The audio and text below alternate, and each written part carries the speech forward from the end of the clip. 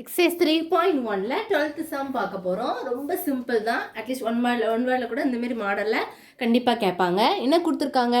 B of X is a polynomial of degree 1. ஒன்று P of X, இன்னொன்று Q of X. அடுத்து என்ன கொடுத்துருக்காங்க? Q of X is a polynomial of degree 2. What kind of the polynomial P of X multiply Q of X? ரெண்டையும் multiply பண்ணால் உங்களுக்கு என்ன kind of polynomial கிடைக்குது அப்படின்னு சொல்லி தான் அவங்க கேட்டிருக்காங்க. ரொம்ப சிம்பிள். அவங்க டிகிரி 1 கொடுத்தனால நம்ம எப்படி எழுதிக்கணும்னா P of X is a polynomial of degree 1.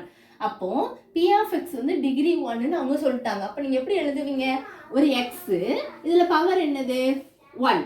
ஓகேவா? ஒன்றுமே இல்லைன்னா நம்ம பவர் 1 போட்டுக்கிடுவோம். ப்ளஸ் ஒரு காசு சும்மா நம்ம எக்ஸ்ட்ரா தேவையில்லை எழுதணும், நம்மளா போட்டுக்கிறோம். அப்போ ஒரு கான்ஸ்டன்ட் டேம் போட்டிங்கன்னா இப்போ இதில் என்ன இருக்குது? டிகிரின்னு பார்த்தா இது எப்படி எழுதணும்? டிகிரியாக கொண்டு வரணும், டிகிரி பவர் 1ன்னு கொண்டு வரணும். அப்போ இது தானே வரும். இப்போ இந்த 2 போட்டால் டிகிரி 2 ஆயிரும். நம்மளுக்கு பி ஆஃப் எக்ஸ் வந்து டிகிரி 1 தான். ஸோ அப்போ 1. அப்போ இங்கே ஒன்றுமே இல்லை, 1 எக்ஸ் பவர் 1 தானே. அப்போ இது டிகிரி 1க்கு இப்படி எழுதியாச்சு, இது தேவையில்லை. அடுத்து கியூ ஆஃப் எக்ஸ் டிகிரி 2ன்னு கொடுத்துட்டாங்க. அவங்களே சொல்லிட்டாங்க டிகிரி 2க்கு எழுதணும். டிகிரி 3னா எக்ஸ் பவர் 3ன்னு இங்கே எழுதிக்கணும். Degree 4 X power 4. ஆனால் இங்கே டிகிரி 2ன்னு சொல்லிட்டாங்க. அப்போ Q of X equal to X square. அப்போ இந்த இதுதான் ஹையஸ்ட் பவர் டிகிரி என்ன இருக்குது? 2. நம்ம 2 கேட்டுக்கலாம், டிகிரி 2 கொண்டு வந்தாச்சு. ப்ளஸ் ஒரு கான்ஸ்டன்டாக எழுது.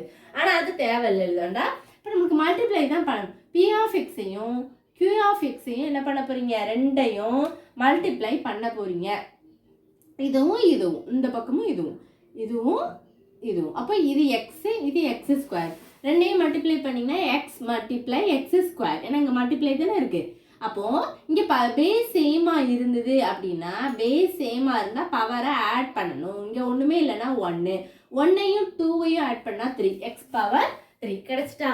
பேஸ் சேமாக இருக்கா? எக்ஸ் பவர் 3 போட்டாச்சா? அப்போ இதை வந்து எப்படி சொல்லலாம் அப்படின்னா cubic polynomial or polynomial of degree 3 அப்படின்னு நீங்கள் சொல்லலாம். அது எப்படி எழுதலாம்? கியூபிக் இப்போ கியூப் இருக்கனால கியூபிக் பாலினாமியல், 3னால அது கியூபிக் பாலினாமியல் அப்படின்னு சொல்லலாம். அல்லது பாலினாமியல் ஆஃப் டிகிரி 3. சின்ன சம் தான். ஒன் வேல் இதேமாரி அவங்க பவர் வச்சு வேறு ஏதாவது கூட டிகிரி நம்பர்ஸை மாற்றி கூட கொடுப்பாங்க. இதே மாதிரி தான் கண்டிப்பாக செஞ்சிடலாம். நீங்கள் ரொம்ப சிம்பிள். மல்டிப்ளை பண்ணி அது என்ன பாலினாமியல் எழுத போகிறீங்க, இவ்வளோதான் இந்த சம். டவுட்ஸ் இருந்தால் கண்டிப்பாக கேளுங்க. தேங்க்யூ.